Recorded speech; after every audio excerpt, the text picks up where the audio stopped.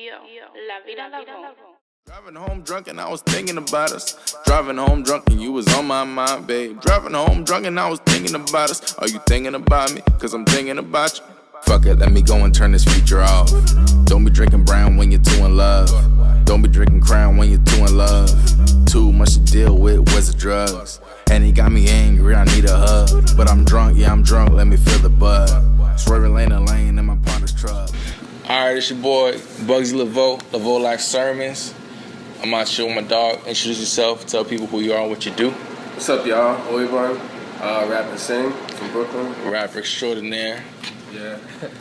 Now, I remember I met you like, probably like 3 years ago.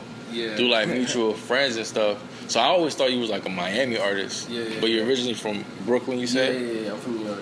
What made you come down here? I came down for school. My pops moved down here. Yeah. And then I still was like in the mix of like finishing school, so I ended up just coming out here to finish school. Yeah. And then I just got involved in the scene just by just being here locally for as long as I was. What made you to start like getting into the scene down here as opposed to in New York?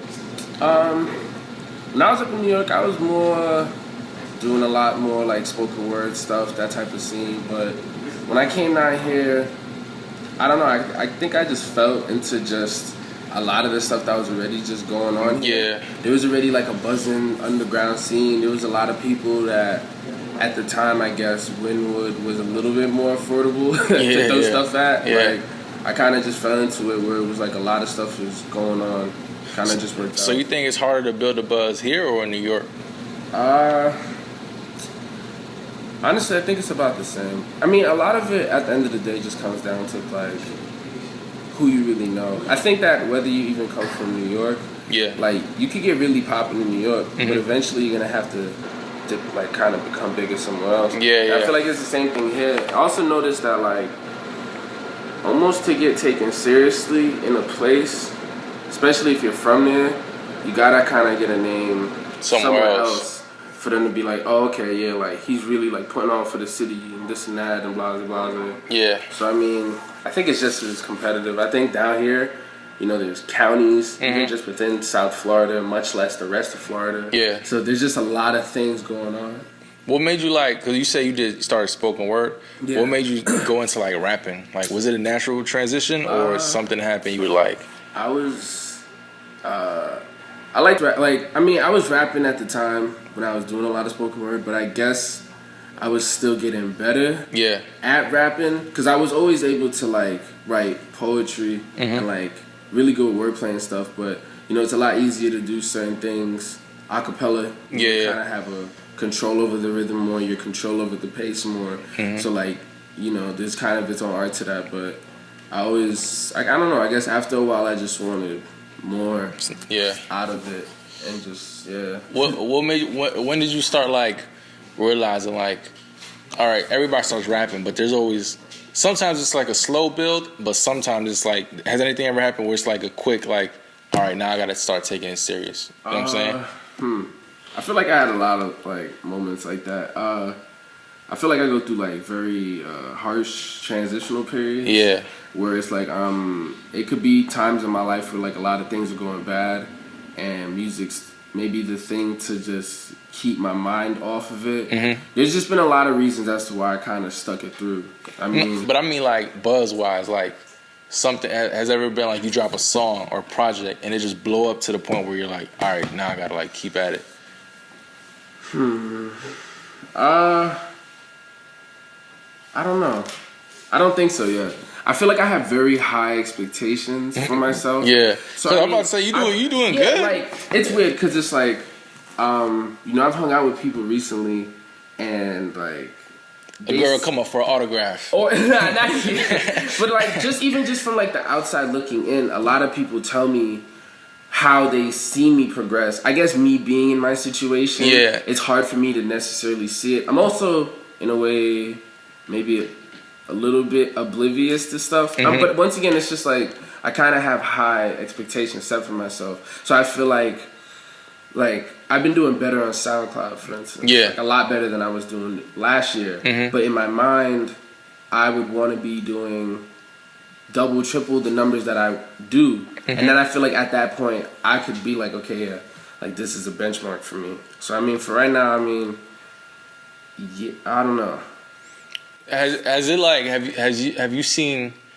All right, you saying like you're doing SoundCloud. The SoundCloud's doing a lot better, but like outside of like the internet, have you seen like a change in things? Yeah, definitely. I mean, it's interesting because I had a belief that there's a lot you can do on the internet, but you do have to get out there in the real world. And I feel like because there's a lot of artists like they're popping on the internet, and they can't fill a venue up for shit, like, or even come into contact with the type of like label exec who could do something more for their career, or they could even get right management that could. I just feel like I decided to spend more time lining those things up before I really take over the internet how I want to. I just want to have an infrastructure almost just ready for like a machine already working with you. Exactly. Like, so you feel like it's more important for like to build the internet buzz up first, or the real life buzz up first? Because at the end of the day, you do need the internet to a certain extent. I feel like it's just a little bit smarter to just have your team set, have the people you have around you. Because the thing is, okay, let's just say Dolo, you blow up on the internet. You then have to now face a lot of other things that you may not be prepared to know. Like the business side or like other shit. There's a lot of artists who get into situations where, they end up selling away their song. Like they'll get a hit single, they blow up, and because they don't have the right people around them, or even it happens so fast. The first record exec comes by, they're like, yeah, I want to sign you, and they don't know in their contract that says that they're going to own the rights to this song, or own the publishing to this song, or own the master. They sell 600%. Yeah, and then you end up just giving yourself away almost, and it's just like, I don't know. It's horrible. You got a platinum single, and you're living in your car. Yeah, and it's bad, and it's just like, it's better if sometimes things do just take a little bit longer. Because I mean, then you'll be just more prepared for it. Yeah. You ever lost like motivation? Because that happens to a lot of people. I've seen people, they build up a buzz and they're almost there, and then they just lose motivation. They just quit, and I'm just like, bro, you was right there. Like, I've had, fortunately, and through the blessings of the Almighty, I've had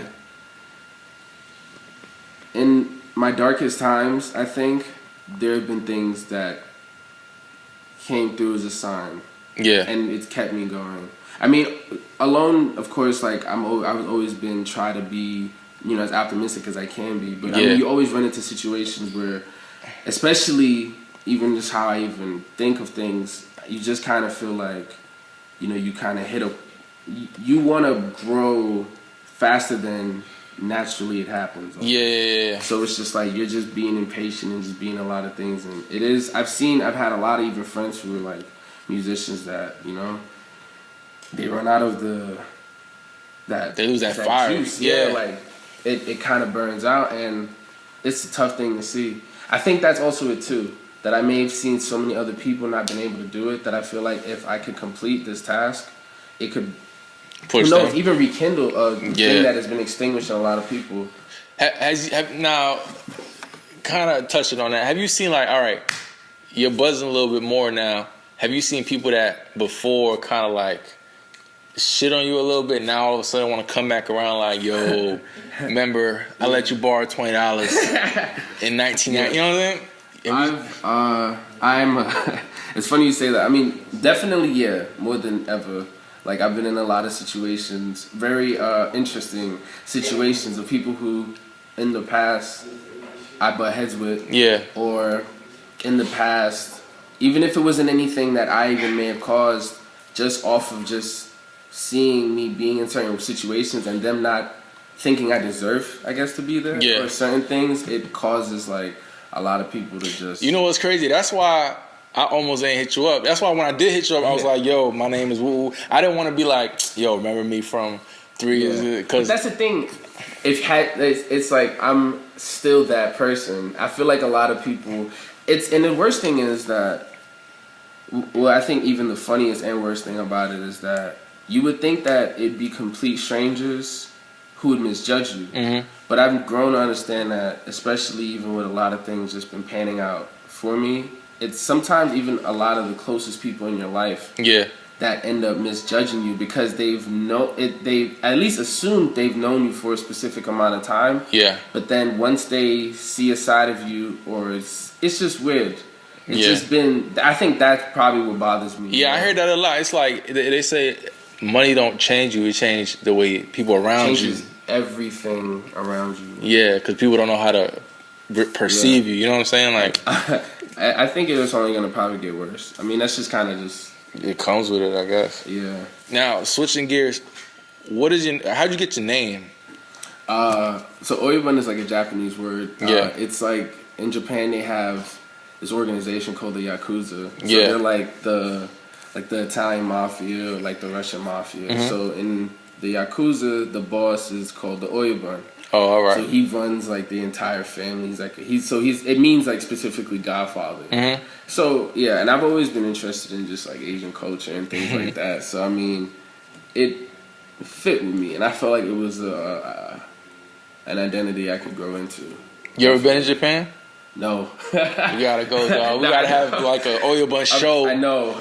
I feel like they have a deep appreciation for like American culture, and they actually understand the culture in a weird way. It seems like they appreciate it more than like people here, and for the right reasons too. Yeah. You know, like they are genuinely fans of what we do and stuff, and I like. Yeah, not like down here they're like hater fans. Like they're fans, but if you can't do nothing for them, they be like, oh nah. But over there it's different, and yeah, one day I'll be able to go over there and I'll ball out in Japan, like everywhere. I want to like touch all. Like I know there's like a lot of different places other than just like even Tokyo.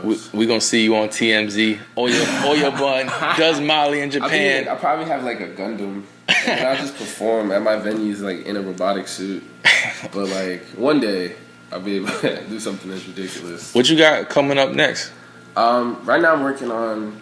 I want to put out 2 projects. I don't really know if they're gonna be like jointed or not. They might end up being that way. What do you mean, like a part 1 and a part 2? Yeah, because I mean, I ended up making like, I was working on a lot of songs for like the last 6 months. Yeah. And I have like a lot of songs. Like I have songs solidified that I'm like, okay, this is what I would want to use. But I just kind of know how things are now when it comes to like how people consume music. I just don't want to put out something where it's like one body of work with a lot of songs and it doesn't get taken in as well. Mm-hmm. So I've been just kind of just thinking about like, putting out 2 projects, the part 1 and part 2. So I get people interested from part 1. Yeah. And keep them going and then be able to like. When do you think those are gonna come out? I want to put one out for the end of the year. Like I already have it done. I'm just working on the other one. Well, technically I have both done. So I would want to put one out at the end of the year. And then put the other one out at the top of next year. You got a title for it and stuff? Yeah. Yeah, I do. What I'll say is that the major project and the major thing that I want to push is this project called Lover Boy, which is like LVR Boy. Are you going to be singing on the whole project? You sing, don't you? Yeah, but not in like a traditional way. Like I sing like through a lot of vocal processing. So it's like I kind of make my voice sound in a lot of different ways and just kind of how I... Kind of like auto-tune type stuff? Yeah, but like it could be a mix between like, I mean, certain things that maybe people here have heard on like 808s and Heartbreaks and stuff like that. I've just used it now, like different elements or even Cuddy and certain ways that vocals are usually processed. I've just kind of been able to like do stuff like that. So the project is really just like, a lot of it is done like in auto-tune, but the auto-tune, I use it as a way to kind of express these different things. Like there'll be a song where it's used in a certain way or even mixed in a certain way. Like me and Lemieux sit, like he's helped me in like with a lot of things. Like he's helped everybody. Like for real. So it's just like he's taught me a lot and that's helped a lot and that's helped me kind of just been able to use something as simple as that and turn it into like a bigger thing. So I'm just kind of like, I feel like the reason why it's called Lover Boy is because it's really just like it's a story about what like it's kind of playing on the term of a lover boy. But it's not that type of thing. A lot of the topics are about like infidelity, about just really fucking up with love, to be lack of a better word, and that's kind of the irony. Because of the title and stuff. Yeah, it's like he's I'm trying so hard in this story to be a lover boy, but in the end it's not like that at all. And it's like me being a lover boy with all these different girls is actually the exact opposite of what I was trying to do. And sounds like a lot of niggas' first relationship. So it's just like, and then a lot of it is just me being emotionless. Then it turns into me being emotional. Then it turns into just, I rap on it a lot. Yeah. So I mean, it's cool. Damn, that shit sounds dope. It sounds like it got like a movie coming with it or something. Yeah. One of my next singles, well, one of the songs that I have already out called Mona Lisa. Yeah. I just recently shot a short film for it. So, yeah, that's also been the reason why I've like kind of taken a bigger approach to how I make my songs. I've been wanting to be able to accompany them with really big visuals and really just kind of like, even when I like finally be able to perform it the way I want to perform it. Yeah. I like feel you. Big stage like that. Now, before wrapping up, what's like advice or like some knowledge or game you want to give to people listening out there, or like young artists, or just, you know what I'm saying, just people out there listening? What's something you want to share with them? Stay empowered, honestly. Like, elaborate on that, because some people might be like, there's a lot of things going on in people's lives, whether it could be systematic oppression, even or even down to as personal as the company they keep or the family that they have or people in their life that are trying to hold them back. Just remain empowered in your situation, because you'll get out of it. And once you be able to get out of it, you then have an opportunity to like create a vision, and then create a path, and then create a way, and just get out of it. Now, real quick, plug in all your social media. People can follow you and stuff. Oh, okay. My Twitter is @whoisoyabun. Instagram is @whoisoyabun as well. And then my SoundCloud is soundcloud.com/Oyabun.